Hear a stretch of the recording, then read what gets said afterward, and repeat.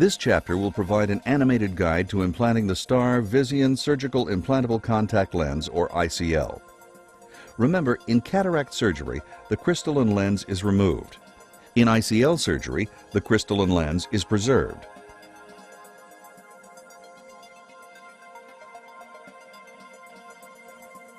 This simple yet delicate and precise implantation procedure begins by making 2 paracenteses. 2 are suggested in order to provide adequate access for manipulation. It may be difficult to make a paracentesis after the main incision has been made.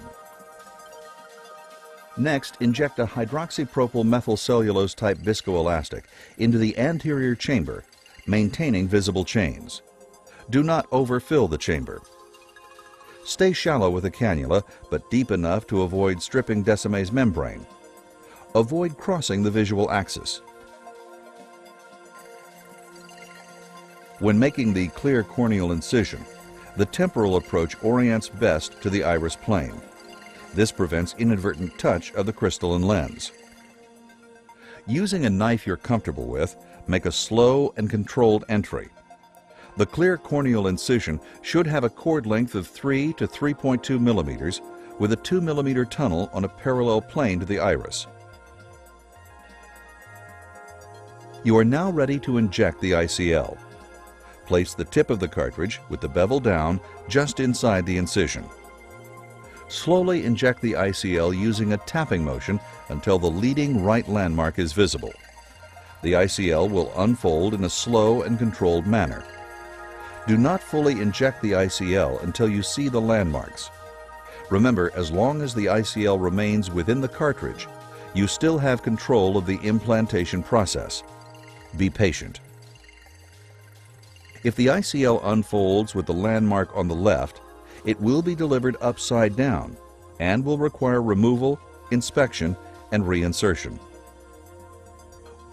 Once the ICL has unfolded, inject additional viscoelastic on top of the lens to give yourself more room.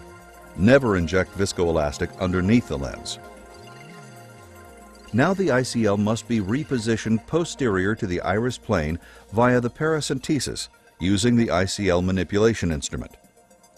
Keep in mind that the central 6 millimeters of the ICL is considered the no-touch zone. Avoid going across the visual axis. Manipulate on the peripheral area, never on the optic. Using the ICL manipulator, position the distal footplates first while the pupil is maximally dilated. Once the first footplate is under the iris, continue with each of the footplates until they are all posterior to the iris. Avoid excessive rotation of the ICL once it's in place. Once positioned behind the iris, subtle adjustments are achieved by manipulation on the lens body between the footplate and optic. Never depress the optic itself. This is the thinnest part of the lens. Thoroughly remove the viscoelastic by irrigating the anterior chamber with BSS through a 27-gauge cannula with slight incisional pressure. Thorough removal is a critical step to avoid early post-op intraocular pressure spikes. After confirming that the footplates are behind the iris and that all the viscoelastic has been removed, constrict the pupil with Myocol. Test the wound to confirm a self-sealing closure.